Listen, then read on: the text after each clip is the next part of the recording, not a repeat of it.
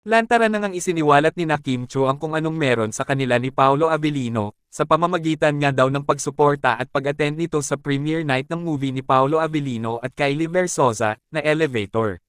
At nang dahil nga daw dito, ay di umano'y nasagot na ang mga pagdududa at agam-agam sa mga isip ng mga fans and supporters ng Kim Pao. Na ito nga daw ay malinaw at harap-harapang sagot na nga daw sa mga katanungan sa kanilang isip ng dahil sa mga pang-iintriga sa Kim Pao na kanilang naririnig. Bulag na nga lamang daw ang hindi makakakita nito. Kung ano ang relasyon ni na Kim at Paolo. Makikita nga daw ito sa mga kilos at galaw nila, na kahit hindi bumuka ang kanilang mga bibig, ay sa tinginan pa lamang nila ay masasabi mo ng Team Kampante at Team Panatag na ang mga puso nyo. Kayo, isa din ba kayo sa naging kampante at panatag na ang mga Kim Pao hearts ninyo, matapos nyong makita ang ginawang pagsuporta ni Kim Chiu kay Paolo Avellino? Just comment down below.